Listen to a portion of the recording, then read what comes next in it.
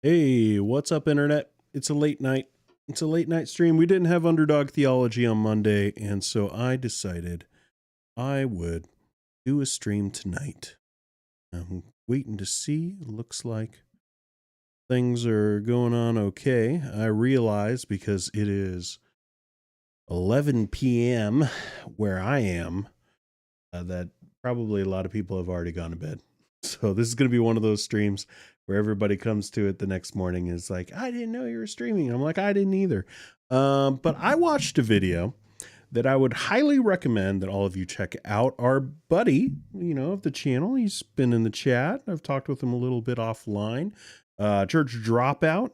Go and check out that channel. He's been making great content over there, and he dropped a video, I think today, where he examined the video that we're actually going to watch of James White here in just a little bit. And that was a really good video. And he has a lot of great, overarching thoughts for people to take in. So Church Dropout, go check out that video after you watch this thingy.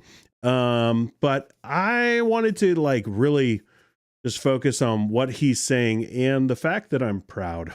A lot of times on my videos, I get it, people come across my stuff and they're like, you're so negative. Is anyone good? And even, some of us, we get real bummed talking about this stuff after a while of just man, another guy does this thing, or, how many dumb things can someone say, And I just want to give James White some props. I'm not a fan, never really been a fan. I know everyone else has been a fan of his at some point, it seems.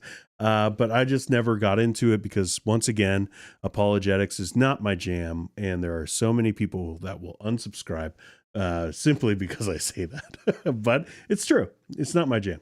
So, I don't really know too much about James White other than the overarching things that everybody knows. But what I do appreciate in what we're going to be looking at is that he is real honest about his interactions with Lawson. And he says a few key things that I think are super important that we'll be checking out here in just a little bit. If you are here, do me a favor and let me know by hopping into the chat. It's the best way for us to be able to interact. And, we're going to be watching some of this stuff, and I want to know your guys' thoughts if you're here. If you're not, leave a comment. I might not respond to everything, but I definitely read most of it. So, just don't write a book down there, and we'll have a good time. But one thing I wanted to check out first was this. All right. Here's the deal.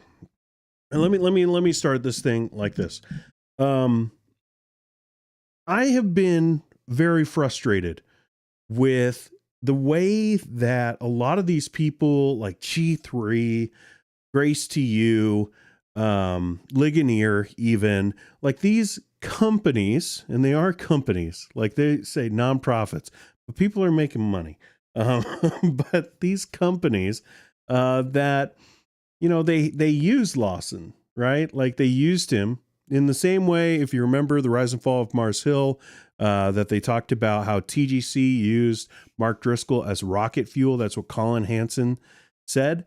They used him like rocket fuel to be able to propel their organization further.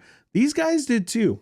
I would tell you, I don't think there would be G3 Ministries without Steve Lawson, because I don't think you would get John MacArthur. I don't think you would be able to get some of these other guys that were able to come over there if you didn't have someone like Steve Lawson. So I think that a lot of these organizations, they have a lot of invested interest in this, and they're all being quiet. They're all saying right now, this is a church issue, and that it's up to this local church of Trinity Bible Church there in Dallas to be able to deal with this situation. And they would never say that about Carl Lentz. They all said stuff about Carl Lentz when he did stuff. And when we didn't know everything that was going on, they were all about it, right? And they do this constantly with everybody else.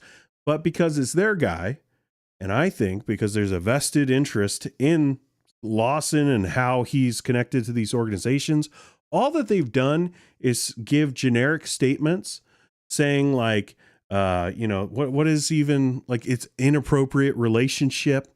No one to my knowledge has come out and even said like it's full on like adultery. Like no one's even been that bold. Now Phil Johnson, I do appreciate his candor. That was a weird way to say it. Candor on Twitter and just like that he's willing to say things that a lot of people are probably saying, behind the, closed doors and everything, but he's actually saying it on Twitter. Now, a lot of that stuff has been deleted. Like, it's like real secret, like what's going on with Steve Lawson, even though they all made it public.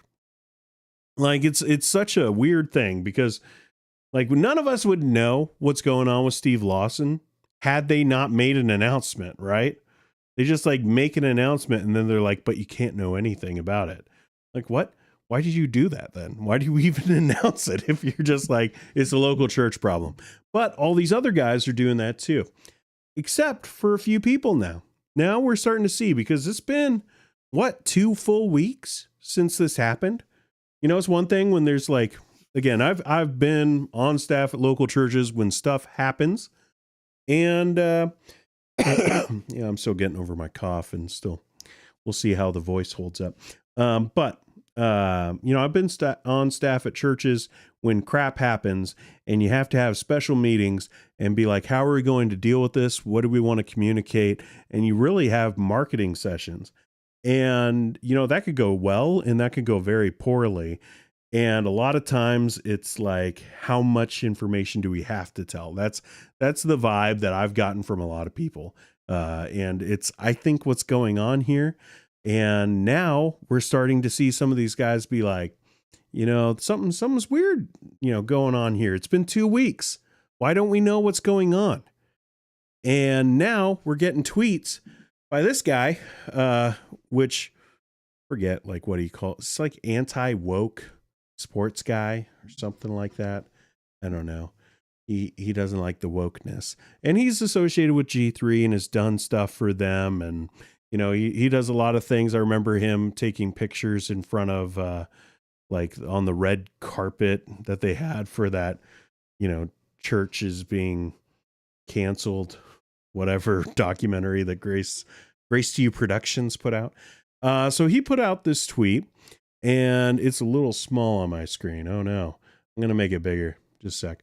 All right. Can someone explain to me why we still don't know details about Steve Lawson's adultery?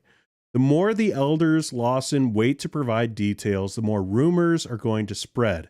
The more people are going to question the motive behind the lack of transparency of his church, ministry, himself, and those closest to him.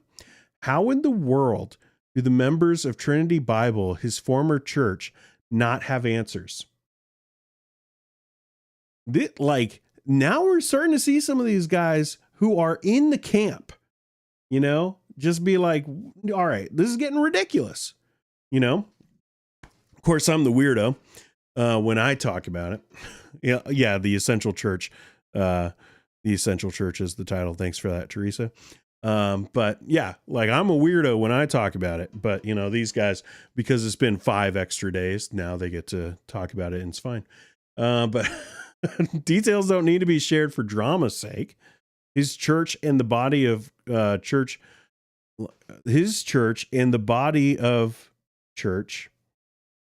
deserve to know more than surface level details. Right? And I think what he's getting at is something that has been communicated to me as well, is that people in that church don't know what's going on. It's not just people on the internet who don't know. Like, that church doesn't know what's going on with their pastor. They don't know this main teaching elder that has taught them the word for years. They don't know when he started this, how deep it goes. They don't know any of the details. Yeah. Reformed community, if Joel Osteen, Mike Todd, Bill Johnson, or Craig Rochelle were in Lawson's situation, which it's important to note, none of them have been. All right. As much as these guys dog on all of them and willing to throw their name under the bus all the time, this isn't happening with them. We're in Lawson's situation. We would be spending all day, every day, asking for transparency and clear answers. I applaud Trinity for removing him promptly, as well as Grace to You, Grace Community, G3, and other ministries. It's him being like, don't hate me, guys. Okay, I applaud this part. G3 and other ministers that have acted quickly to condemn Lawson's actions and remove him from conferences and other ministry material, resources, etc. But there's no reason the details should still be hidden. To which I say, thank you, John Root. All right. Like, I don't like everything like a lot of these guys say. I don't like everything James White says, but I really appreciate it when people within a camp just have common sense. Like, there's no reason to keep these things hidden. All right. There's like some people, right off the bat, were just like, hey, it might be a police investigation because it might be within the congregation and there's laws about that. So maybe the police, and that's so just like kind, like undeservedly kind to be like, we're going to just be super generous with you and say this might be the reason. There's none of that going on. There's no reason for these guys. According to Phil Johnson, this person was not in their church. And like Phil Johnson is like the source of truth that we've had so far on this thing. And he's just like, well, we don't know a lot, but here it is. She wasn't at the church. So it's none of that. There's no reason except, a little thing like the church has now purchased a building. Like some of the stuff you can't make up. All right. like timing wise, to have your pastor have all these things come out and like later on in the week, you announce that you've purchased a building. Like, man, like so excited for the future of our church and how we'll be able to stop, I'm assuming stop having like couple services, be able to meet all together, have Sunday school classes. And I'm not saying like that's a bad thing. Like that's a really cool thing. Good for them. But like the timing of it, and then everybody is saying like, why not just speak the truth? If it is adultery, say it. And even if it's not, because there have been people who are saying, well, it's not full on adultery, as if Jesus's words about adultery don't exist. But like, though it's not full on adultery. Okay, well, I think we're all adults and we can kind of figure out the difference between those things and be able to like understand how to receive that information. It's like, I don't know, maybe they're feeling very threatened and that has to be like fully ironed out of all the details and I don't know, put on a map of like what happened, what transpired. That's why they're waiting so long. But I just don't get it. And it seems like more and more people, not just in my camp now, where I'm kind of like I'm in no man's land. Look over here with the underdogs. But, like not just people like me, but people within like the G3 world now are beginning to be like, come on, guys. Like this isn't right. Like this isn't right. We should be able to say what happened. And it's true. If he was just like a local church pastor, well, it's not up to us, like the whole internet doesn't need that information every single time a pastor, has an affair. Like, sure, he should get, kicked out.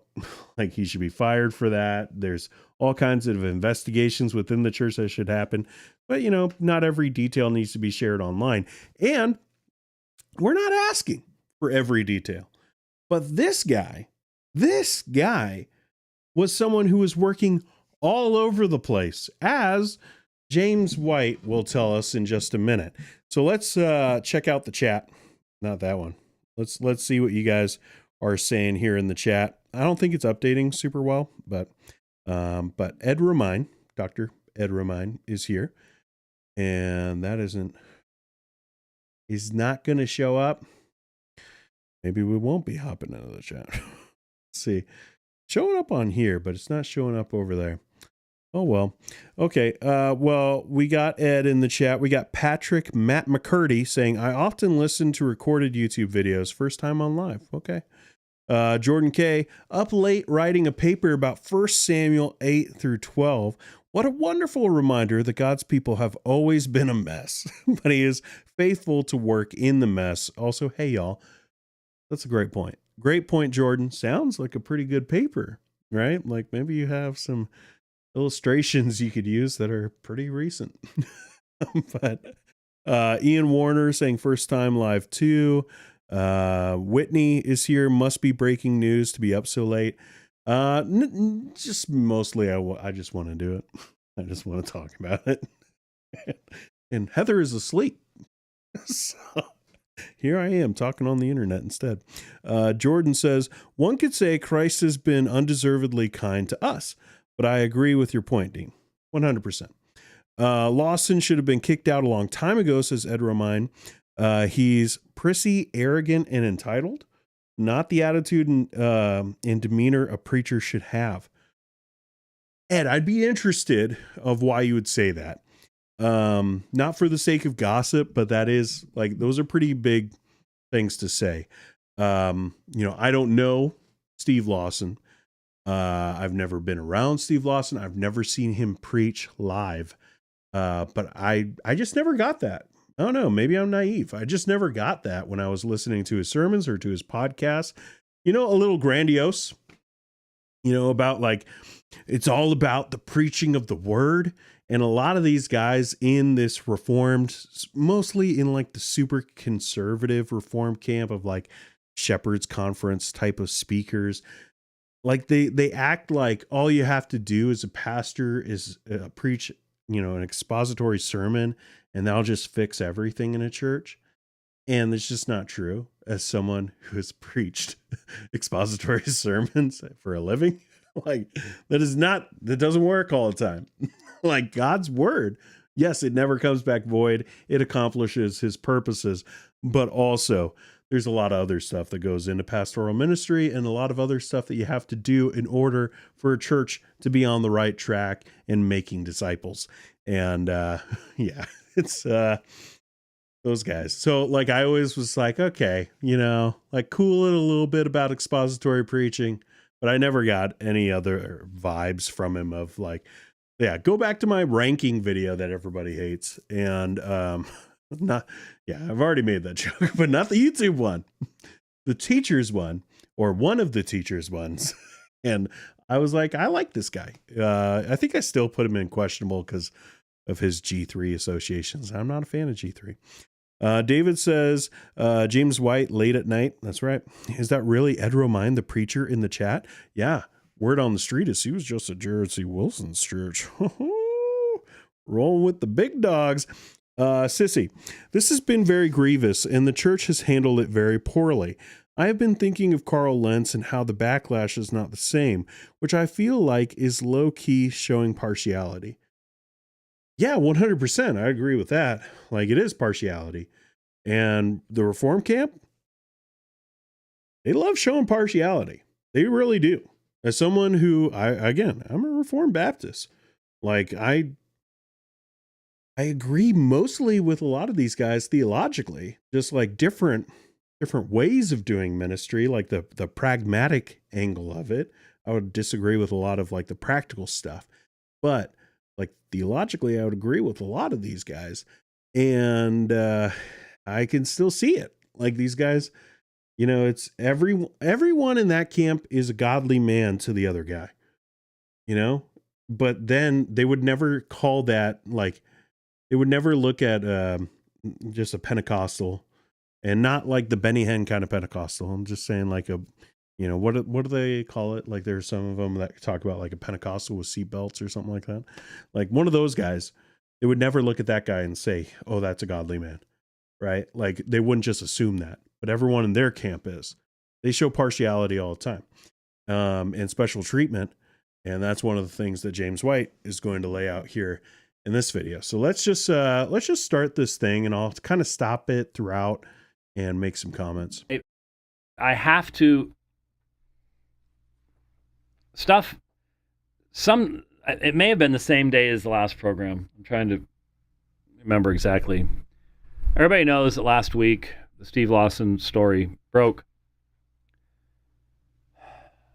And I have been conflicted a great deal by this entire thing. On the one hand, as a pastor, served as pastor in 2 different local churches, I know how very, very, very complicated and challenging these types of situations are.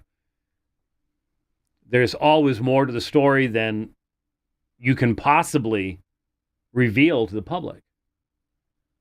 Because there are other people, there are innocent people in situations that if you talk about their role, non-sinful roles, you may be bringing great destruction to their lives, and you can't explain that. You can't talk about that. And a lot of these watchdog discernment groups out there that have never been involved in any of that, they will just come down on everybody. And automatically the elders of the congregation are assumed to be bumbling fools that don't have any idea what in the world they're doing. And these accusations are normally made by people who have no idea what they are actually doing. Okay, let's stop there for a sec. Watchdog organizations. What are those? I think he's talking about YouTubers. Like, this is always the thing. Like Justin Taylor did it last week. James White is doing it, even though he is one. Like, but he's got a doctorate, so whatever. But here's the deal. I can only speak for this channel. All right, we do our best to make sure that we're talking about the public things people say publicly, the stories that people are already talking about, and not dive too far behind it and try to show people in the best light and try to understand like the truth of it, and sometimes, we might falter in that, but I'm just saying, like, I give it a shot. Also, just to be clear, I know my stuff. Like 3 degrees in theology, 10 years of pastoral ministry, and dealing with specific, like I've had to deal with scandals as a pastor, not mine. Thank the Lord for that. But others, like my first ministry position, I got because there was an opening because the other guy went to prison. And yeah, there was stuff that we had to deal with, because of that years later, even, and so like I've been through it. We've had to deal with that. Again, I know what those meetings are like. And James is right when he's talking about how, there are going to be things that you can't communicate to, like everyone, that like there's aspects to the story. Now, I would say that, you should try.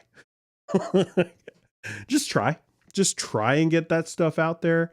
And sometimes you won't be able to communicate everything because you have to protect certain people, especially like, kids for sure. But teenagers, even early 20s, I think you should be a little bit careful about that. In this situation, the people have said some stuff. People have said some stuff of like, it was in her 20s and it's been going on for years. So like, here we are because the elders didn't say anything, that we're trying to guess at like what that means. And, Phil Johnson said late 20s. So that there's at least that, like, we're talking about an adult. But we don't know who else is in this story, right? Like, because we don't know any of the details. So maybe that's part of it. But let's be clear. All right. They said inappropriate relationship. Look through your Bible. You tell me where we can find the term in any translation. Like, I'm not a King James only guy. Like, check out all the translations. Go to BibleGateway.com, or I don't know, what website do you guys use? I use Logos until they started talking about subscriptions, and now I'm like all nervous about it. But like, go to, I don't know, use your YouVersion Bible app that Craig Groeschel made while he was in the gym. And, go on there, look, search inappropriate relationship and see what comes up. You're not going to find anything because it's not biblical. They use terms that aren't biblical to communicate something that they think is biblical. And to me, that's a cop-out. To me, just say what it is and be clear, because then, like, inappropriate relationship could mean so many things to so many people, right? Like, was he, like, going out to lunch with someone? Or was there other stuff? And I think it's pretty clear at this point that there's tons of other stuff, as he's going to discuss here. But my point is that they created this situation for themselves. And there's all this speculation and people are talking about it because they created this situation. Now, like, it's not their fault, obviously, that Lawson did the things that supposedly he did. But communicating that and being so odd in your communication, that's on them. And so I don't feel bad for these elders anymore. Like, at first you do, because, obviously they trusted this guy. And I'm definitely not of the camp of like, you should have known. Like, because people do some weird stuff and they can hide crap for a long time. And you just, like, maybe later you could, like, kind of put some things together. But at the time you're just like, that's not the person I know. And so I'm never going to fault someone unless it's like really obvious. And it's like, dude, that guy was out every single night for 4 months. And no one thought that was weird. He went to Starbucks to study. Starbucks closed, like if that were the case, then I think you could say some stuff. But I'm not going to be like, you should have known. If you had been doing your job, you should have known these things. No, like, every pastor has just been, like, punched in the gut with news of some congregant doing something awful, and doesn't make him an unfaithful pastor for not knowing them well enough to see some of those signs. Although the whole sending your pastor everywhere around the world without, like, any accountability, like, I just don't know how he is a pastor. Like, I want to know. I want to see, like, the time clock. Not that I'll ever be able to get that kind of information. I want to see the time clock. They wouldn't have one. But like, my point is, how many hours was he there? Like, because he's gone everywhere, as James is going to say here in just a sec. Let's let him talk. I guess let's let him talk. And so I recognize all the complexities that are there. He recognized us. And if Steve Lawson was a bricklayer there in Dallas, it wouldn't be anybody's business. Agreed. The church would need to deal with that and deal unless with it was legal to say biblically and properly. That's not really even a question. But he wasn't a bricklayer, and so I forget which day it was. I think it was Tuesday. Al Mohler, without mentioning his name, which I'll be honest with you, only makes it all the louder. Okay. You know what? This video might make me like James White. I feel like I could have a good conversation with James White. like even that, the way he said that, it's so true. Like, Al Mohler, everyone's sharing that video, by the way. And it's just like, it's the most vanilla way that you could talk about it. And he doesn't even say, like, Steve Lawson's name. He's just like, the fall of that house will be great. Like, yeah. But, like, we all know who you're talking about. So just say his dang name. It's honestly, I think it's fear of not wanting to get sued. But even the fact that everyone is kind of assuming that Steve Lawson is, like, ready to sue people is kind of weird. Hopefully he's not. because it seems like some of this, at least some of it is true. But Al Mohler, yeah, that was weird. And I appreciate James White just being like, what?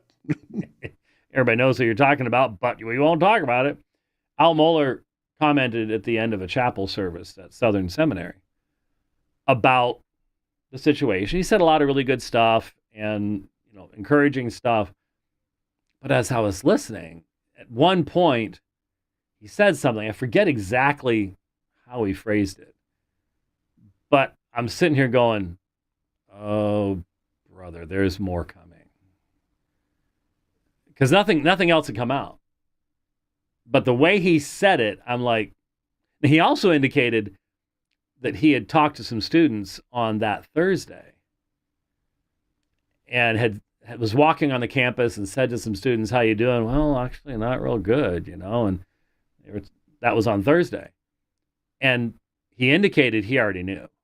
So the way I understood it is he had been informed on Wednesday. So my guess is that the big organizations that Lawson was involved with, that he either was on staff with or had taught for them, lectured on their campuses, whatever. Yeah, like been employed by, like that's a pretty big deal. Published with them, he was a busy guy. So, he was a regular at the Ligonier conferences. He was a regular at the Shepherd's Conference. And so I think my recollection was he headed up the D-Min program at Masters. Yep. He had some official capacity with Ligonier as well. And so he was on the road pretty constantly. And so what my guess is, I thought of another situation where I had spoken with Steve since the last program. This is going to be a really interesting point. And again, for the 85 people that are watching right now, first, if you like me talking about this content, maybe you're new to the channel, hit the like button. It helps this video get out. If you want, you don't have to. No one's forcing your hand. But also, check out my buddy Church Dropout's video. He pointed this out, and I think he made like a really strong point. I'll basically summarize it. But I'm giving him credit. All right, this isn't Dale Partridge. We're not just taking people's thoughts. But he made a good point of, this is a debater. Like, James White is known for his debates. It's one of the main things that he does. He doesn't just drop, casually like these little pieces of information. It's purposeful. He talks very purposefully. Not like me. I just rant and then ramble. But like, notice what he says. Notice the details that he puts in here. He was at the 2017 German Shepherds Conference, which always sounds so funny. The German Shepherds Conference had nothing to do with canines. But in May of 2017, which of course was the 500th anniversary of the Reformation, there was a conference in Wittenberg that was a Shepherds Conference. So it was the German Shepherds Conference. And I spoke there, and Steve Lawson spoke there. And my normal recollection about that is all the stuff that happened to him on his way over. He lost his wedding ring. He lost his Mont Blanc pen. He writes all his books on yellow pads of paper. And you hear that? Like, that's quite the detail.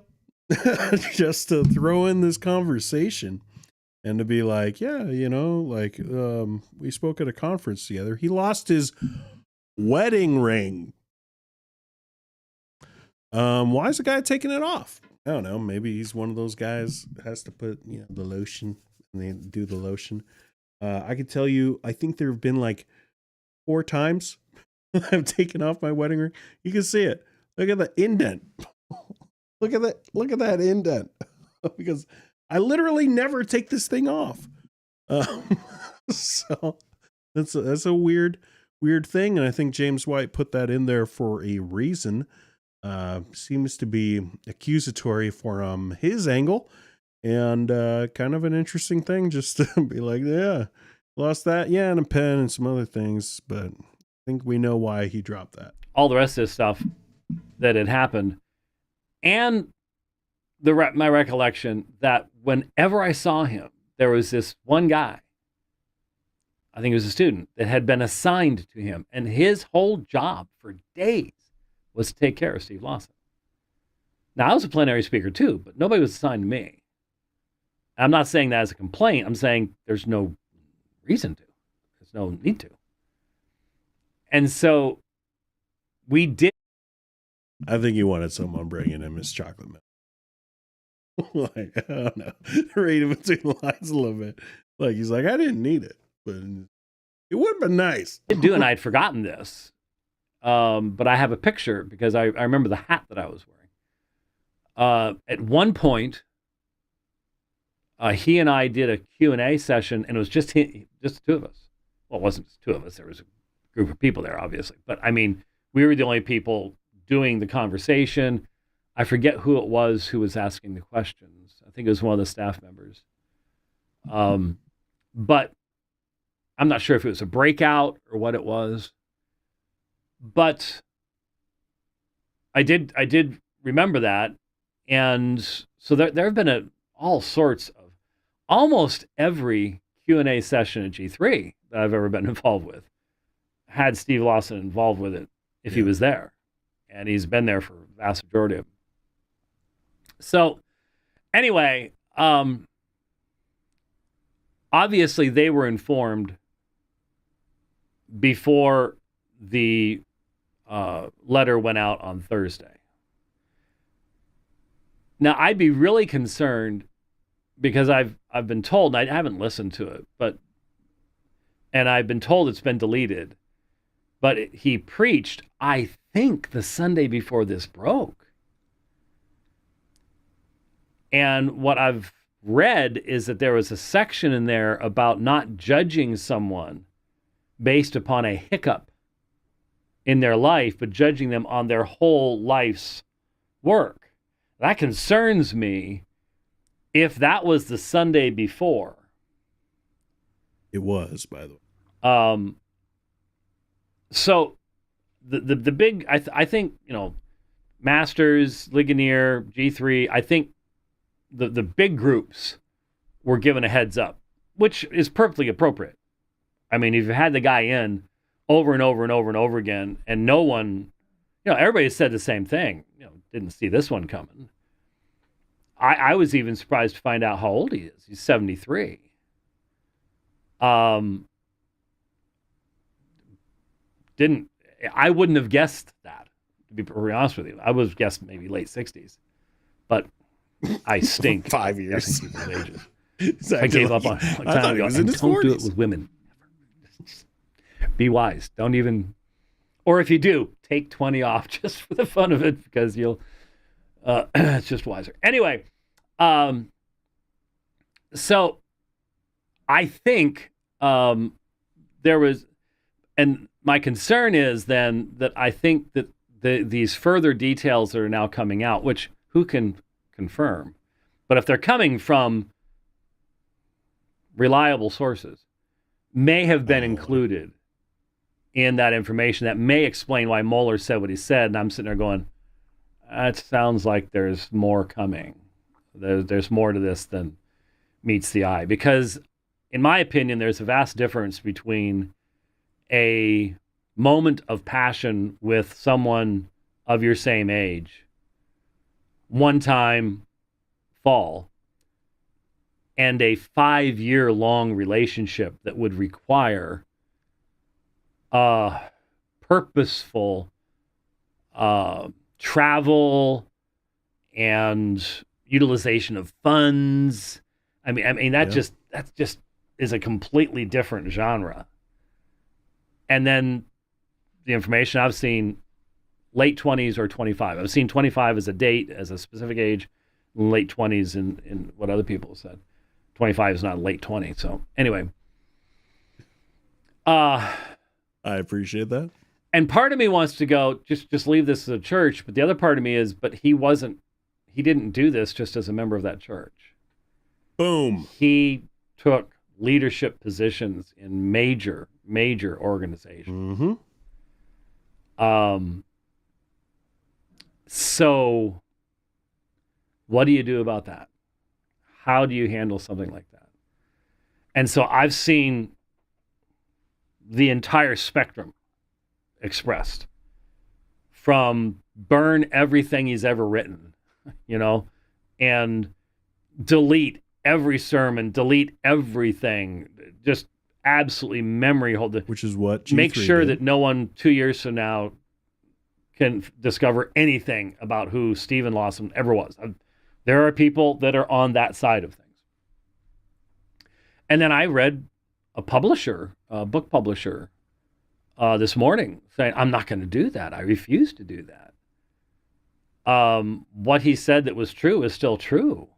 And, then they'll make the argument about David and the Psalms and stuff like that. And most of us are just left sitting in the middle going, I'm not really sure what's really going on here. I'm concerned that right now anybody could put almost anything out there on the web and it might be believed, even if it doesn't have any basis in reality. That's troubling. That's really troubling, because that can be done to anybody. And there are people out there that are just, and then the anti-reformed folks that are just having themselves a grand old time. See this Calvinist, blah, blah, blah, blah, blah, blah. Yeah, it's a royal mess. And now that this other information has come out from sources in the know, that has to be addressed. I just can't see how anyone could say that, well, let's just stop talking about it and let it go away. That's going to fester. That's going to encourage people to speculate further, and I just don't see how that works. Obviously, the best way, I would think, would be actually a statement from Steve Lawson himself that would, and I know I'm being somewhat naive here. There's probably money involved here when you think about contracts, he went for publishing, and morals clauses, and non-disclosure agreements, and yep.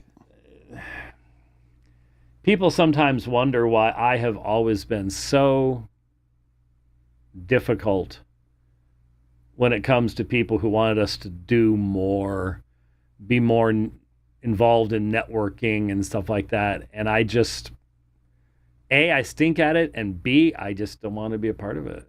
I don't want to have to sign stuff. Guys, did I just see my future? I feel like such a kinship with James White, of all people. Oh man. If you're watching, to the 108 people who are watching live, if you're like, oh, I found a new reform guy that, is like, he's like MacArthur and all those kind of guys, watch some other videos here on my channel. But like, a lot of those people don't like me.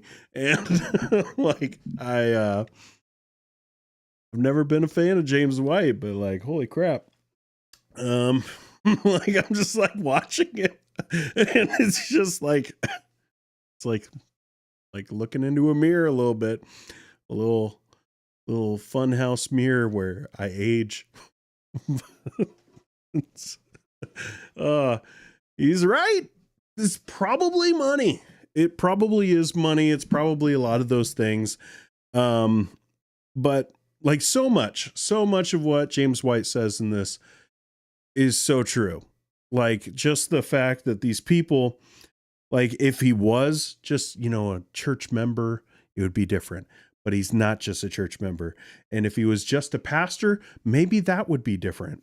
A little bit different than a church member, but still, like maybe, it'd be fine to do it the way that they're doing. But he had positions of authority. He had positions of authority at organizations. And I think what he is implying here, again, this is a guy who's literally paid to talk. Okay. Unlike me with my rambling YouTube channel, hanging out in my basement, he's hanging out in his basement, but he's paid to talk.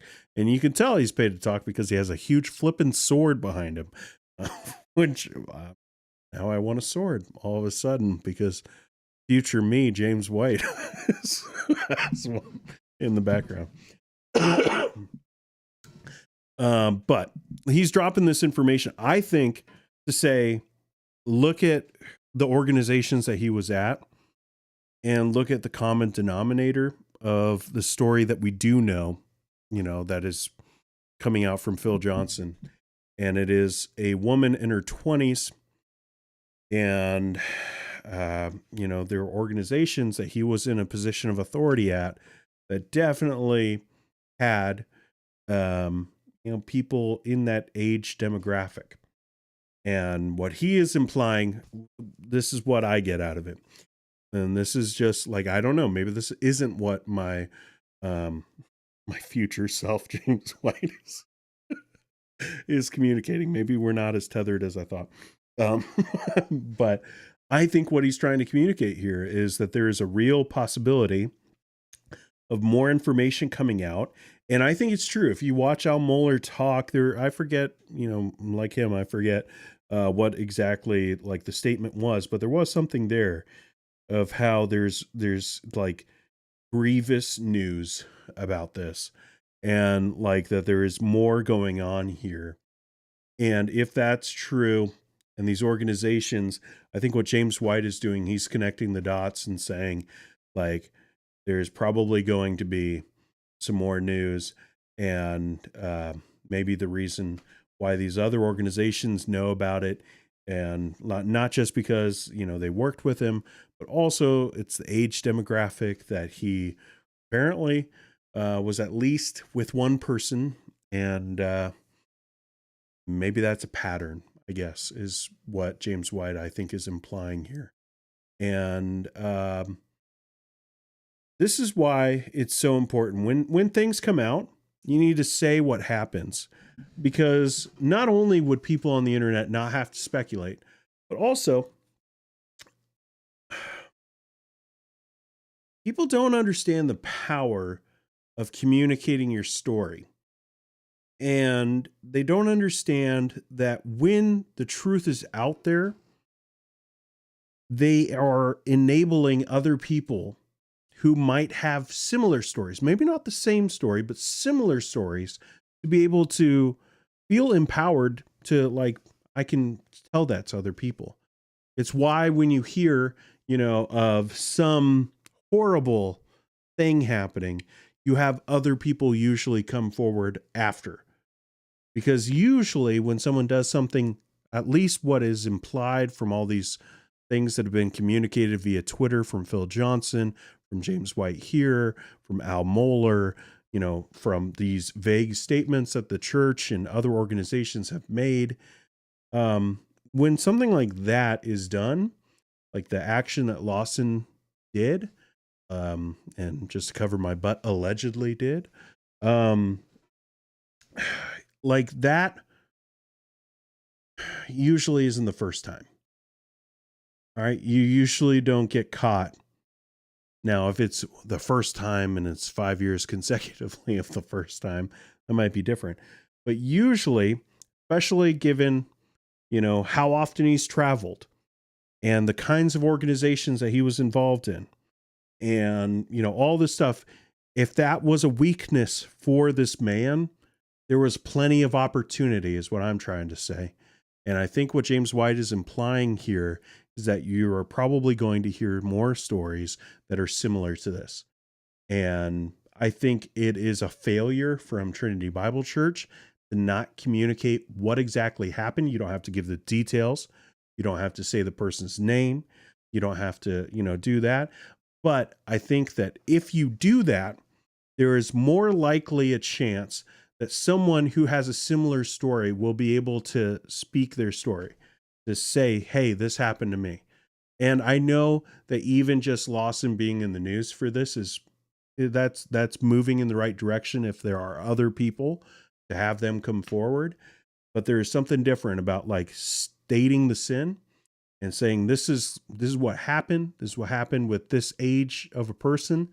And then someone hears that, oh, he got caught for that. This happened to me.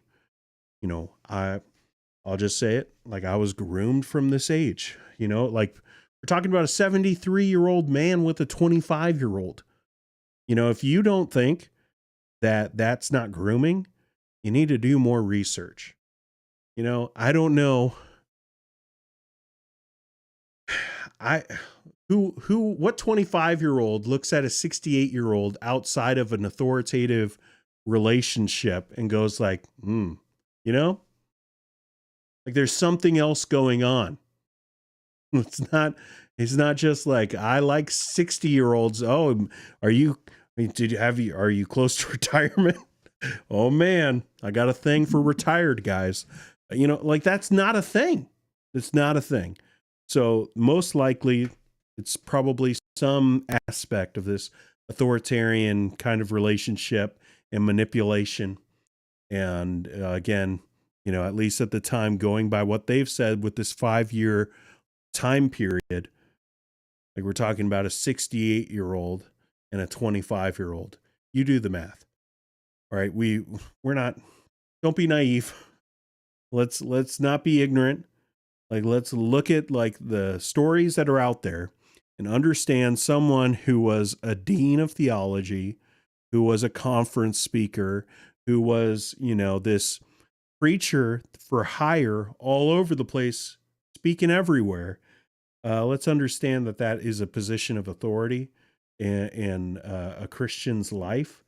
Like anyone who would listen to that, they're listening to that person because they respect him. And like, just do the math, 68 and 25. There's more going on than just, oh, we fell in love, like whatever. We fell in lust. Like it's more than that. It's more than that. That's what I think James White is communicating. I think that's what Al Mohler was saying. Prepare yourself. I think that the reason why we don't know things is because of partly because of that.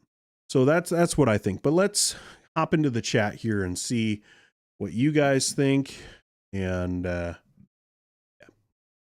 again, 125 people watching right now. We got 31 likes. So everyone disagrees with me. What's new? Like, that's fine, I guess. Let's see. We'll go up to Kip, my guy. Hi, Dean. Hi, Kip. And then LA says, great point. Certain ones in their camp are so quick to attack ministers outside their camp who fall. Yet crickets, for the most part, when their guy falls, hypocrisy and unequal weights and measures. Yeah. And also, I'll just say it, like, it helps them. Like, if you don't think it helps G3 to talk about other ministries and other Christian circles when they have scandals, like, they get clicks. They get clicks for that. They're not going to be making clicks. They might get sued. Like this is a liability for these organizations. Like, it's a financial liability, definitely a spiritual liability. And I think that's partially why some of these guys aren't saying stuff. And then I do think that there's a mixture of this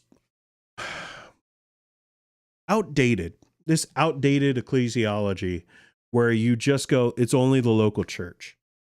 And like biblically, yes, the local church is how we deal with these things, but we need to understand that we're dealing with the internet.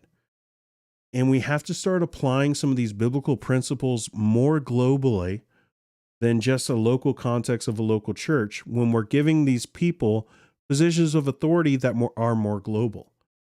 Like we have to start applying, like it's not the exact interpretation of Matthew 18. Okay. I'm not saying that, but I'm saying we got to figure out some way to be able to do some form of church discipline online.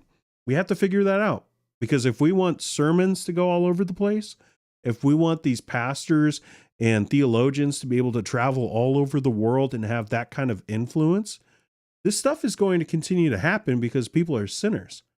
Like enough of this, like it's Calvinism, it's this. Every theological circle has these issues because we're all sinners. And so there are going to be people who get away with sin for a very long time and cover it up well because they love their sin. And we're going to have to deal with these situations more and more. So how are we going to deal with it?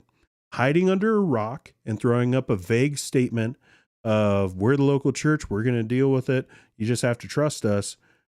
That's not helpful. That's not helpful for anyone over in West Virginia. All right. You gotta figure out how to do these things online. You know, if you want them to have that influence, you have to have accountability. And, maybe I'm just a nerd who read way too many Spider-Man comics, but with great power comes great responsibility. And I think we can learn a lot from Marvel and from Stan Lee. So, Jordan says, amazing how far apart orthodoxy and orthopraxy can be. 100%. I liked White's shirt. I thought it's a bowling shirt, but I thought it was okay. Kira says, I can make this because it's late. Haha. Even though I work early tomorrow. Oh, you're going to pay for it. Pay for it. Let's see. Roasted vegetables. According to James White, it was already ordained by God. And also according to James White, when someone gets, God ordained it. If you are going to attack Calvinism, please do the research. All right. That is not the way a Calvinist would communicate that. I wouldn't okay that statement. Not the way it works. Like, I'm over it. Like these people who want to use this conversation to go at Calvinists, like, okay, cool. Can we do it to all of the anti-Calvinists when this same thing happens to them? Like, are we supposed to do that? No? Get off my back a little bit. It's not the way any Calvinist would talk about it. I don't know who you are, Mr. Vegetables, but maybe you're a swell person, but I'm just sick of that rhetoric. Ian says, it feels like the vagueness creates such a black cloud hanging over everyone. I can't imagine how the church feels. Yeah. If you're a church member, I'm sorry for you. Like that sucks to have someone who you thought was someone turn out to be someone completely different. Been there. A lot of us have been there. It sucks terribly. For Mrs. Lawson, that's a whole different story. Like that is a whole nother level of just complete sadness. Like I don't even have another word for it. It's just tragic. Like, I bet she didn't have any clue. Like, by the way, these people that like I've seen so much stuff of these people should know better. How could this person not know? You're trusting a guy to go and preach the gospel, right? And he's constantly talking about the gospel. And at least from everything that I've heard outside of James White and like a few people who have said some things online, like everyone thought he was a good guy. No one expected this. And I just feel so bad for his wife, for his family. And I'm sure also it's really hard for a local church to come around this woman and her family when they have no idea what happened. like also saying it for the Lawson's sake. Like they should tell them what happened with their pastor so that these congregants could come around and be a blessing to Mrs. Lawson. Just because a pastor gets fired doesn't mean his wife deserves to be, thrown to the side. And I'm not saying that's happening. All right. I'm just saying I've seen it before. And when you don't have information, people don't know what to do. And sometimes it's just as simple as I thought it was awkward and I didn't want to say anything that would be wrong. So I just didn't say anything. And that sucks. So just, definitely praying for Mrs. Lawson and the fam. But yeah, the church too. I don't feel bad for the elders. Like, I don't feel bad for the elders. I'll just say it. There is a system within these kinds of churches where it is very much like an authoritarian, like, you're the general and everyone just like follows the leader. And, like people are a little naive in that system as far as like people on staff and stuff. And, I feel bad in the same way that I feel bad for any pastor who has to deal with it, but it's also part of the gig. And so like I've got a buddy right now who is going through such a more difficult situation than this. But he's not whining about it. It's part of the gig of pastoral ministry and he's dealing with it. He's doing the best he can. And every pastor has to deal with situations that are that are newspaper worthy, like those people who end up in the newspaper. Some of them go to church, guys. Shocker. And their pastors have to deal with it. And so like it's just part of the gig. Ed says Lawson had the title of lead preacher rather than elder pastor. Makes me think Lawson only wanted to preach rather than pastor. Yeah, I'm not going to put too much into that thought. I think people have dumb titles. Like, what was I reading? One of these guys with a podcast that I don't like has like a worship, like it's like communications. It's not even communications pastor. It's like digital something pastor. And it's like, why are you pastoring digital things? Like it's not like people. It's not like people on, line. It's like digital something pastor. And I was like, we come up with dumb titles for things. So I'm not going to read too much into that. I think it's weird. Be lead preacher, lead elder. Sure.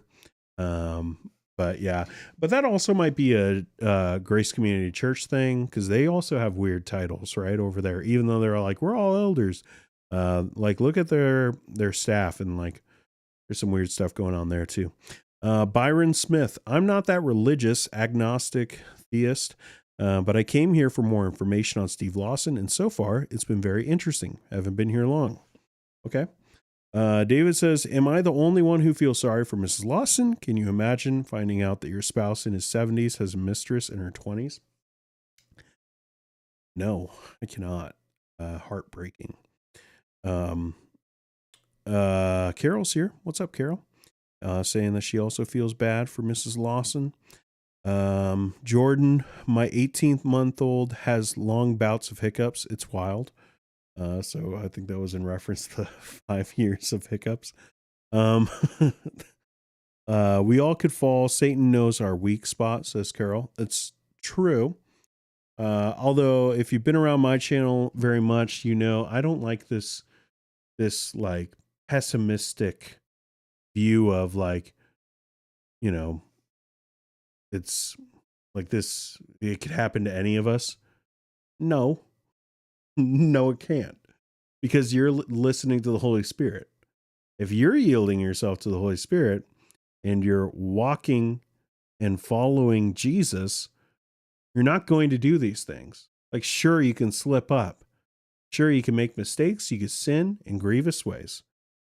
But let's not say like I think it's belittling to be like any one of us. This could have been any of us. Nah. If it could have been any of us, it would have been a lot of us. like, and thankfully, even though these stories are way too casual and familiar, and we see them happen all the time, common, that's the word that I should have said instead of casual. Very professional on this stream. Um, but it's too common. But the fact that it's news shows you that it's not everybody. like, like it's news because it's not that common. Watching from Hungary makes me hungry. But it's also because it's getting closer and closer to breakfast. Greg, I'm new to your channel. What is it about James White that you aren't a fan of? Probably like a lot of his association with Doug Wilson, the Christian nationalism stuff that he seems pretty cozy with, or at least has been in the past. I'm not up to like, I hear things, I hear rumblings that there's all kinds of like infighting in the Christian nationalist space, but I checked out of that conversation a long time ago. So maybe I'm not up to date on all the stuff, but I don't know. I've never been a huge fan. But maybe I should watch more of his stuff. But Carol says, you wonder if his wife had any suspicions. I'm not going to touch on that because I don't know. And, again, just people can surprise you, Joseph Cho says, anyone who sat under his preaching, how disgusting must it be? Anyone who sat under his preaching, I don't know. David says, what's really disturbing about it is it's a bit like the Ravi Zacharias thing. The contrast between the whited sepulcher and the really stinky bones inside. Yeah, there is like a whole level of deception. I think that was a good point that James White brought up. Again, my future self, apparently, but that he brought up was that, money. Like now that's if the relationship was like, in person, again, I've been around a long time. I've been around situations where there've been ongoing things of, sending certain things on a phone, like there's all kinds of ways for people to be unfaithful to their spouse. And, people are, even the most like non-creative person can be very creative when it comes to sin and covering up that sin. So I don't know. But there is a lot of deception in this one. Carol says, is he sorry for his sin? Is he sorry he got caught? I don't know, because he hasn't said a dang thing. But yeah. Let's go up just a little bit more here and touch on a few of these things. Jordan says, position of authority, especially in the camp Lawson is associated with. Lawson was idolized only a bit less than MacArthur. Yeah, I think that's fair. I don't think that's, giving him too much credit. Carol says, I do not disagree with you, Dean, which I appreciate. Crusader, what's up? Fan of James White here. He's been calling out Stephen Wolfe. Cool. That's good. If only everyone did that about 2 years ago. I'm sorry. Like, it's good. But they all entertain that guy. And that guy's nuts. Okay. Like, that guy has some weird thoughts. LA, I agree, Dean. Global ministers with worldwide reach require global exposure. Agreed. Now, again, I'm not saying that's in the place of church discipline. I'm saying that there's something that has to be done, like right on side with the local church. That is like, again, if we're going to let these guys have that kind of influence and have that kind of global credibility, then that information isn't reserved just for that local church. And again, believe me, this local church in Texas would not exist without Stephen Lawson. All right. Don't be naive. They used his name to build that church. All right. Now, I'm not saying these guys couldn't have done it without him, but that's not the reality. The reality is that they used him. and that he's the name, right? Hey, come to our church. Stephen Lawson is our pastor, right? It's not come to our church.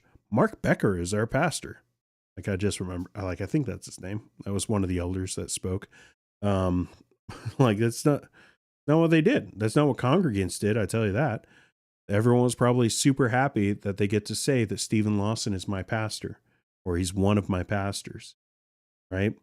That church definitely benefited from Stephen Lawson, and it put that church on the map. And I think, like, for them to just be like, now Stephen Lawson is just our guy because now it's a problem and we don't need to share that and we don't need the negative publicity attached to that. Well, one, I think it's backfired real hard, but also, like, no, that's not how it works. Like, you want to use it, you want to send him out and tell him about how he's your pastor and get your name out there and use that for marketing and, you know, have conferences at your church, have your conference speaking buddies come and speak at your church. Well, you got to deal with this stuff, and you got to get lit. You know, when you do that, you build your ministry off the credibility of a man. You got to deal with the consequences of him being a man. And sometimes that means not going to be a good man. And you're going to have to let people know. Andrew, it's a bit ironic that Justin Peters and Todd Friel haven't come out with lengthy videos, right? Like, and again, I'm not trying to be like it sucks for these guys. Like, they got to be hurt, right? Like, some of these guys really consider Stephen Lawson their friend. And like these guys are people. I'm assuming that it must hurt them real deep to have this guy, you know, have this kind of a story come out about him. But yeah, it is hypocritical for them. They would be doing it about everybody else. Let's go down a little bit. Crusader, Calvinist here. James White fan here. And Calvinist here. We knew because you're a James White fan. No, I'm just kidding. Calvinist here. Steve Lawson is personally responsible for his actions. Yeah. And any Calvinist would agree. And I agree. And all these guys who are like, well, if you're a Calvinist, you gotta think it's God's fault. That's not what Calvinism is. Like, do some research. And then they'll be, well, explain it to me. It's like, no, I don't have to. You go and you do your own research if you're going to make some dumb statement like that. That's what I think. For those who are new, I'm real honest on my channel. Also, I say crap sometimes. I don't mean to be nasty, but it's just sad that Carl Lentz and Robert Morris and Mark Driscoll will have critique videos about them. Yeah. No, I totally understand you. LA says exactly 100%. We are each responsible for our own sin. Agreed. You wonder if Lawson get severance pay? 100% he will. Right?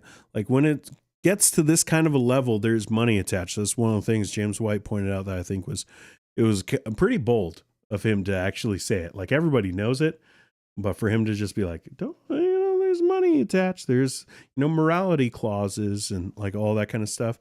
But yeah, he probably got some kind of a severance. I've seen some of the worst pastors get kicked out for horrible things and they still get severance packages. So may God keep us all faithful to him. Yes, but also, even as a Calvinist, I could say, keep following Jesus. You keep following Jesus. That's how that happens. And that's not putting law into it. It's just, that's the point of the Christian life. Follow after Jesus. Be like Jesus. Let's see. Dust and Ashes, Everything Theology. Greetings, bro. Good stuff. Appreciate that. Carol Thomason, it's happening all the time. It's true. Joseph Cho, people in MacArthur's camp are always quick to judge and criticize others' moral failings, but when it comes to one of their own, it's crickets. Agreed. Here on this channel, I've been pretty blunt about that.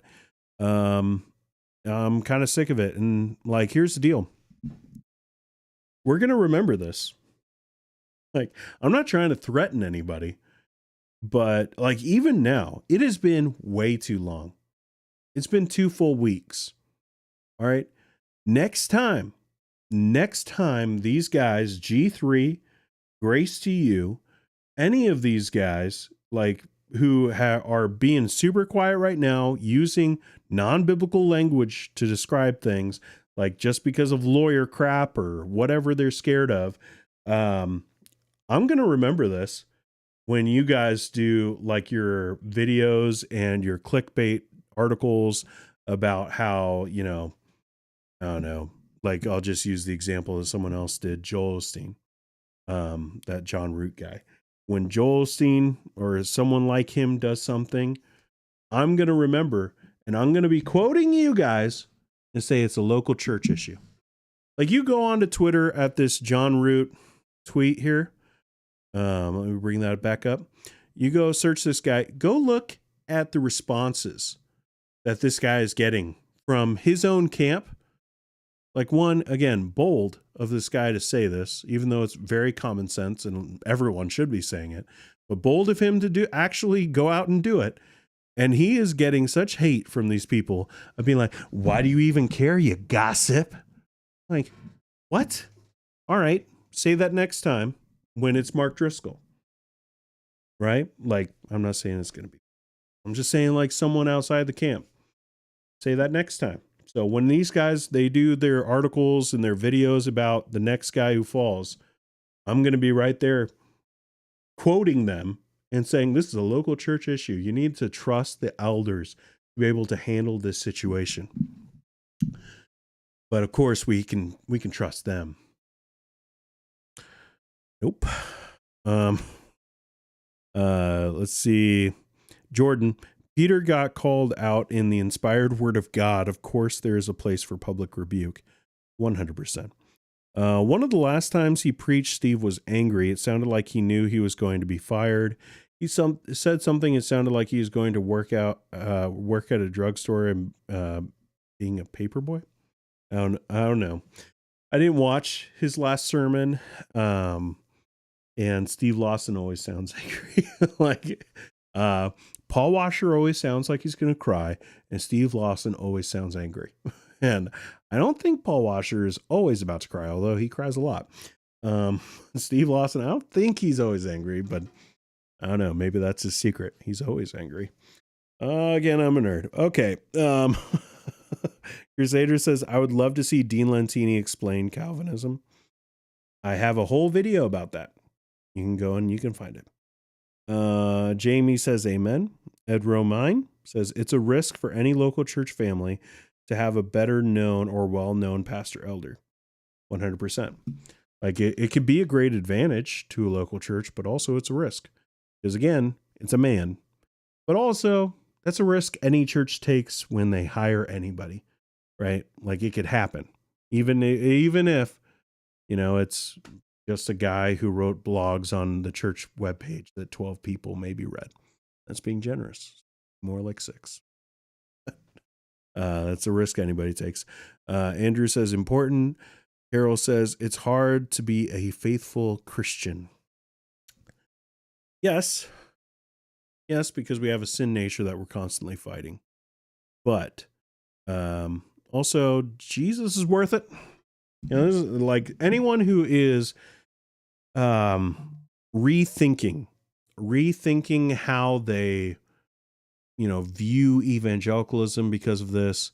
Just remember that just because everyone is unfaithful doesn't mean that you are. And just because they didn't actually follow Jesus doesn't mean that you can't.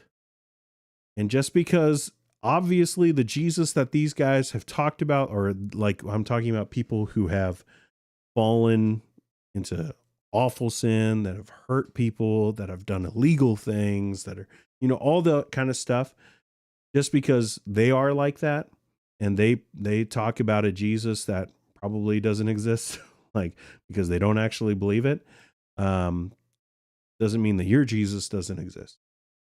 Because your Jesus, if it's from the Bible, That's the real Jesus. Follow that Jesus, not the Jesus that Steve Lawson, Robert Morris, Carl Lentz, the ones that they said that they were following. Like everyone else, that sounds like something someone said. Let every man be a liar, but God be true. Who said that? Is that Luther? I don't know. Someone else said that. At least it's in my head. Where is Steve Lawson, says Tax Collector. What's up, Tax Collector? Where is Steve Lawson? Why hasn't he said anything yet? That's a hard question, man. I don't know. I don't know where he is. I don't know why he has said nothing. And I'm just expecting that to continue. If he hasn't said anything in 2 weeks, I don't see him putting out a statement tomorrow. No. If I wake up and there's a statement out, I'm just a dude in my basement. Okay. But yeah. Did they finish fundraising for the building? Don't know. But it was a weird announcement that they made about it a couple days after their pastor is fired. Kira, so I started following Wretched 11 years ago. Since then, I feel like because of all these pastors failing, they've had to get rid of their stuff that they sell. Like, who's left? I want to know. Man, I remember there was a brief period in my life where I was a Wretched subscriber. Oh, maybe you didn't know that about me. I remember when it was that web page with like the brick, like it looked like an iWeb page, like with like the brick like margins, and you had to sign in, and then you can watch like the daily video, the half-hour program or whatever. I remember that. I was a subscriber for like a month. I was like, this is boring. And why is he always, fumbling around? I've made this joke way too many times to act like it's a new one. But Todd Friel always looks like he's like blind and trying to find the exit, like and he's just talking to keep people's attention on the fact that he can't find the exit. He's just like, he's just vamping the whole time. Being like, and he's walking over to this side of the room and that side of the room. I'm just like, where's that door? But yeah. Also, I saw that they are. I'm going to take off my headphones. I don't need them anymore, and they're bugging me. I saw that they renamed it. It's now Fortis Institute. Awful name. Like, I don't know why you go from Wretched, which is actually a pretty awesome name. Like this, like, and even like Reformed, it's great. And now they're Fortis Institute with a bad logo. Like, that's what I always think of. Like, I know I can make a better logo, and I don't get paid to make logos. Like, not anymore, at least. But like, it's just like they paid somebody for that. I don't know. Now I'm just being mean, I guess. But not a fan of Wretched. Let's see. Carol says, I see my sins. It's good that you see them.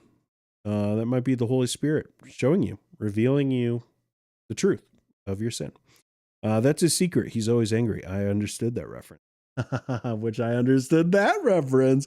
Oh, okay. Grace for the broken.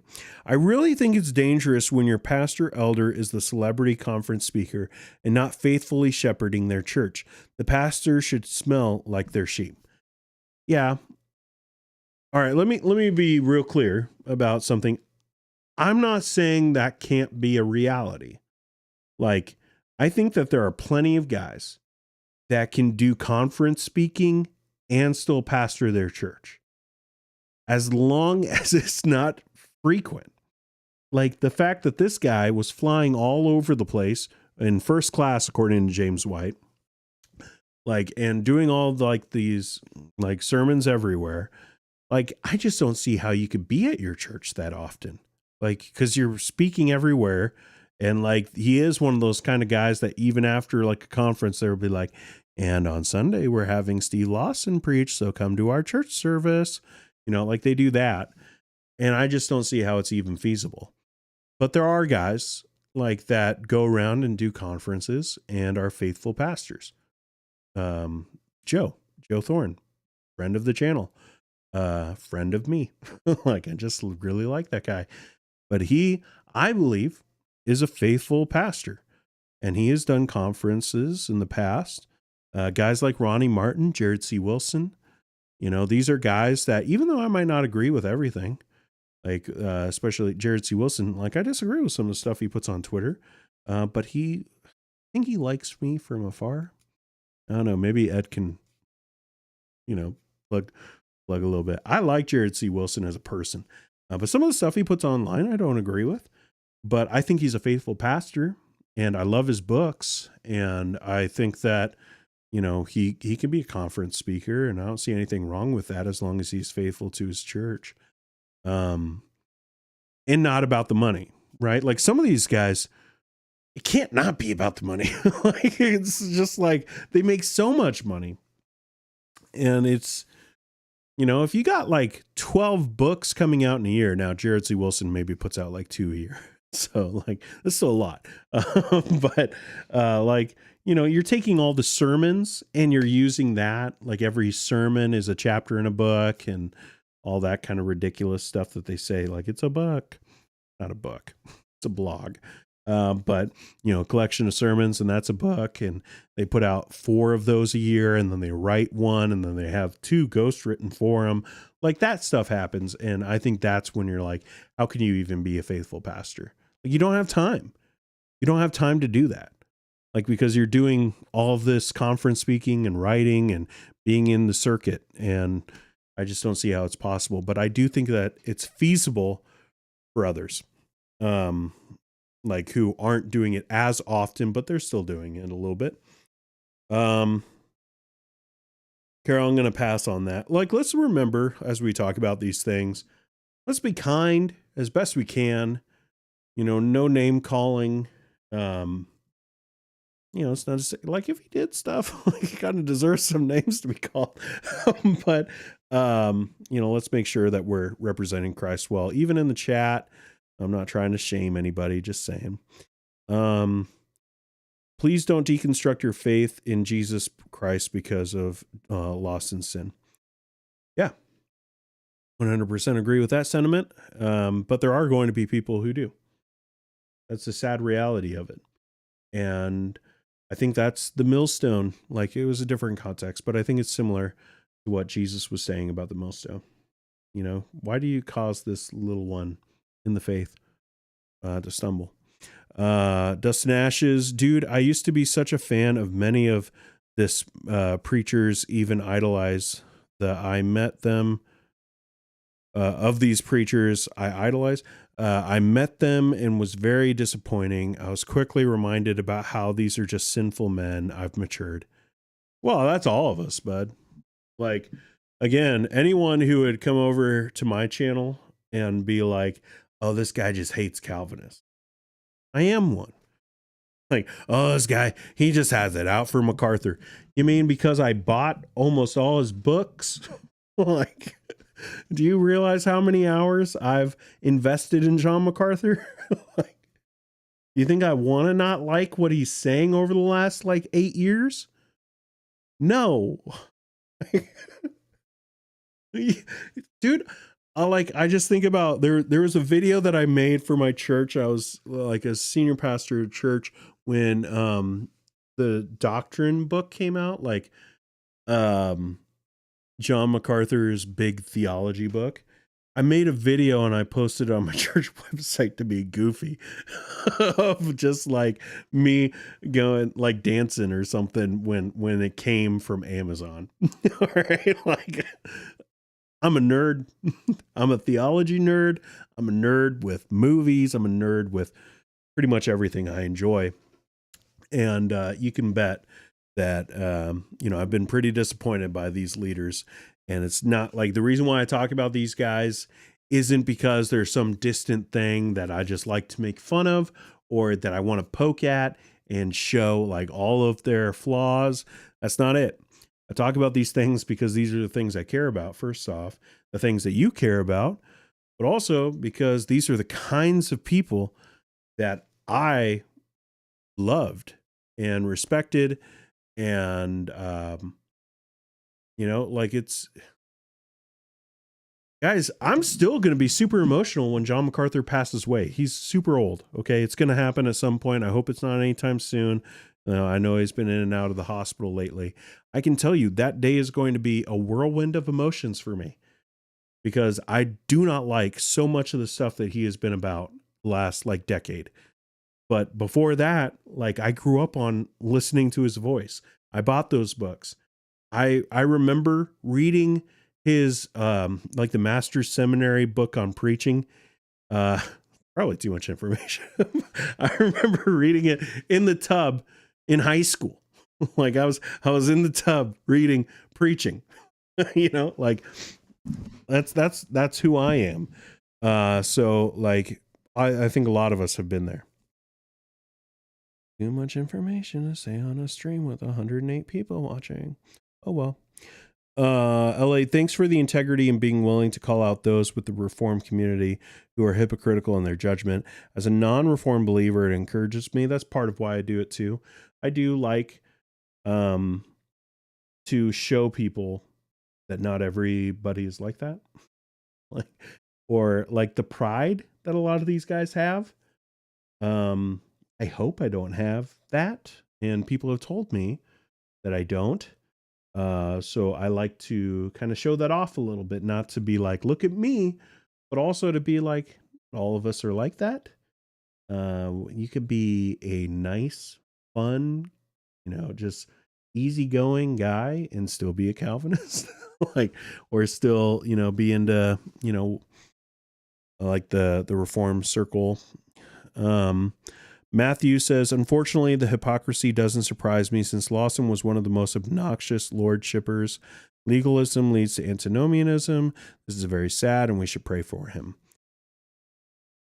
Again, I'm going to point this out, Matthew, and it's not to be like against you. It's just like, I think this isn't as bad as like he's a Calvinist, so it's all ordained.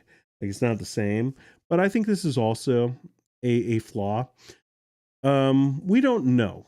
We don't know why Steve Lawson did what he did and showed himself to be this way. Now, for you there, you're saying, I'm not surprised, which I think is totally valid. Like that's yourself. You could be like, well, I would assume that, some of these, I don't know, legalistic actions and covering up sin might be associated with that. Like that's fair. That's fair to say. But there are plenty of people who are going like, oh, well, if you fit into this lordship salvation, camp that's right on the verge of Calvinism, then you're going to end up this way. And that's just not true. And again, like you can say the same thing for so many different circles of Christianity and what they're about and be like, well, because they're charismatics, of course they're going to fall into this. Like it would be wrong there and it's wrong here, I think. Now again, for you to be like, I'm not surprised, I think that's valid, but to be like, this is the reason why, and some of them do that. Carol says the singers at Grace never smile. Man, maybe because don't they have to wear robes? When I will say, like, whenever I've watched like Shepherd's Conference, it just reminds me, and I think they even had one now that I think about it, like the handbells. Like I went to a really fundy Baptist Bible college and they did the handbells and they have to like put on their special gloves and then they're like, ding, ding, a ling, ding, ding, a ling. It's like, what are we doing here? Oh man. But maybe that's why they all look like they're about to do that. Who plays Steve Lawson in the movie? Not Steve Zahn. I'll tell you that much. Dean, you should be a Christian comedian. Some would say I already am. Dustin Ashes, same. I was so attached to GCC's links and was super upset about many things. So disappointing. I'm a Calvi myself. Calvi. Oh.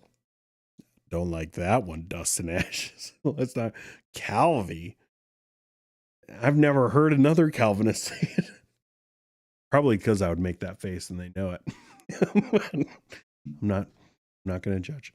I'm a Calvi myself, but I rather put my energy in pastoring than admiring these men. Well placed. Even if Steve repents, he cannot ever be a pastor.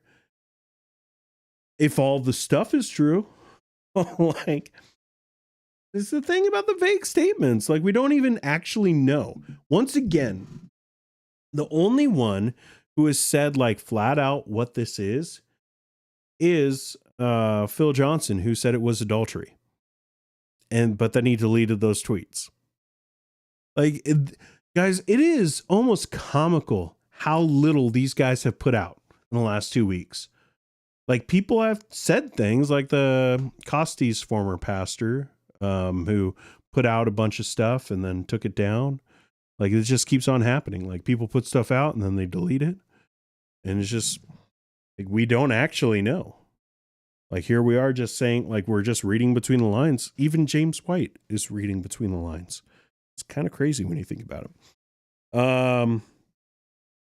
B Book Country Nash. Exactly, bro. People should be sick and tired of false doctrines, prophecies, etc., being led away from God. Okay.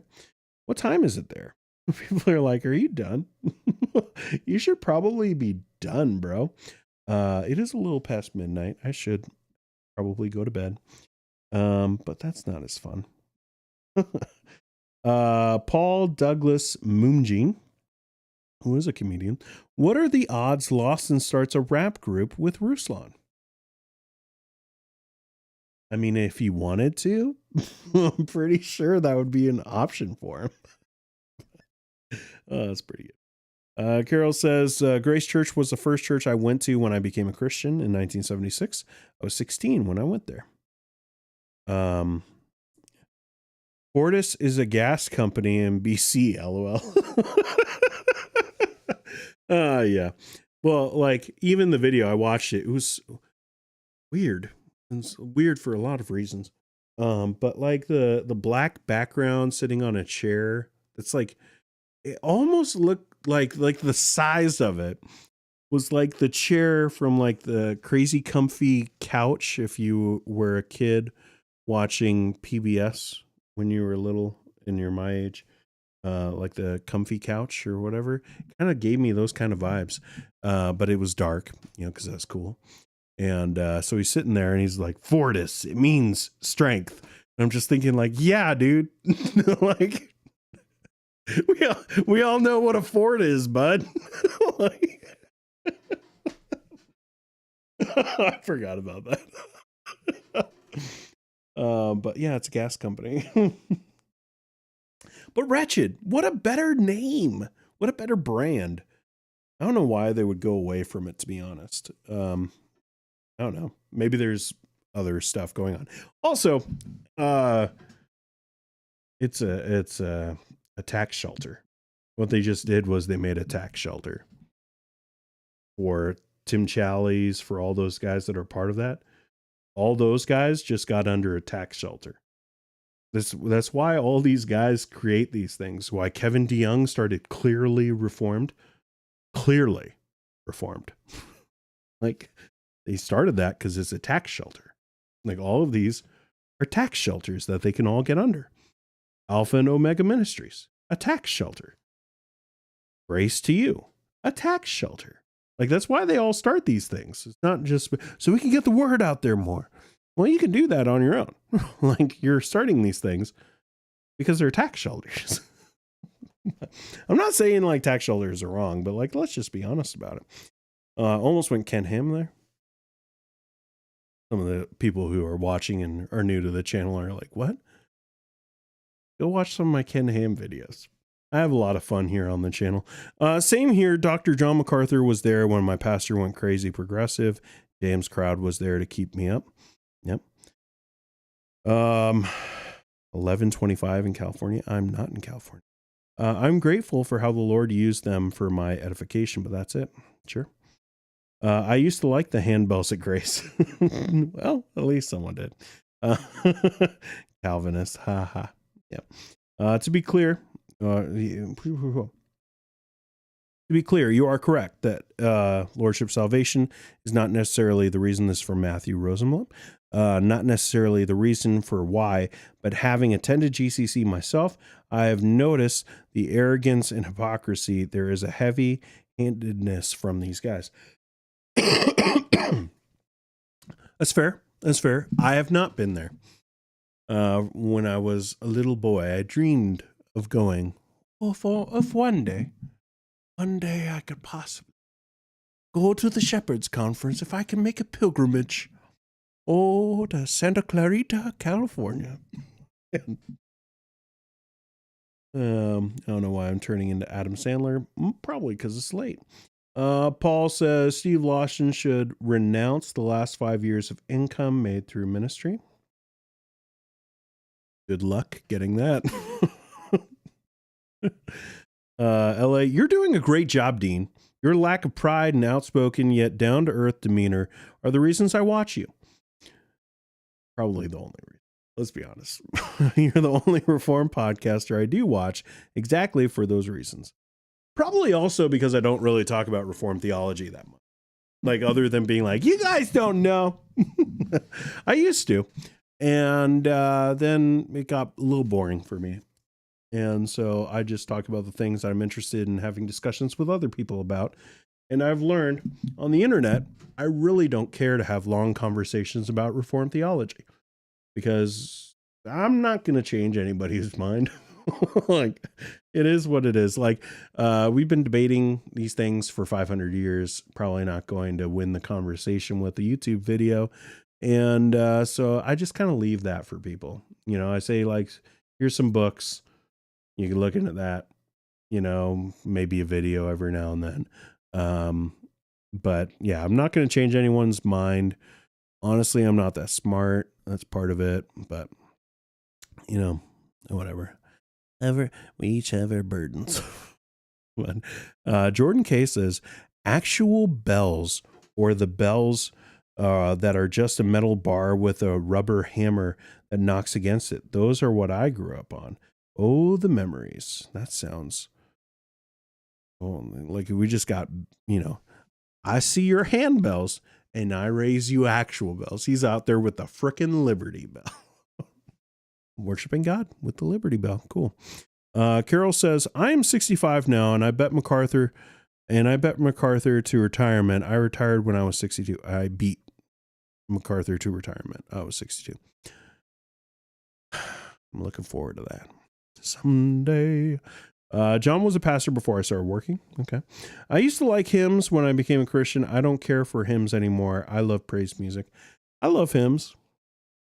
Can't help it. I like hymns. I like other, you know, worship songs. I don't like the Bethel stuff.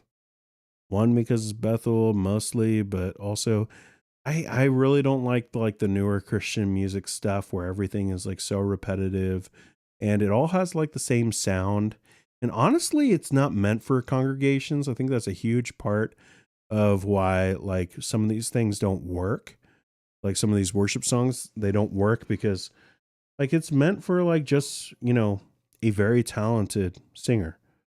And like not everyone in the congregation is super talented. I am, but not everyone else is. And so I can hit those notes, but not everyone else will.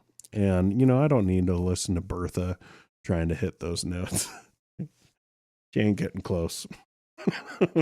But no one named Bertha. Arrogance is indeed it. Let's go with Paul for the last one. I live near GCC, literally 10 minutes away. I have a St. Francis of Assisi tattoo, and I don't think they'll like it. Probably not. You know, I don't have any tattoos. None. Me and my future self over here. We don't do tattoos. Oh, Claymore, I'm so sorry. We're wrapping things up. It is past midnight. 87 people watching still. 41 likes. 90 people watching. 41 likes. We had 100 and something. Still only had like 30 some odd likes at the time. People hate me. That's what I get. What I get for doing a stream late at night. My own fault. I played myself. All right. I'm hitting the hay. But I will see you guys at some point in the future. Maybe.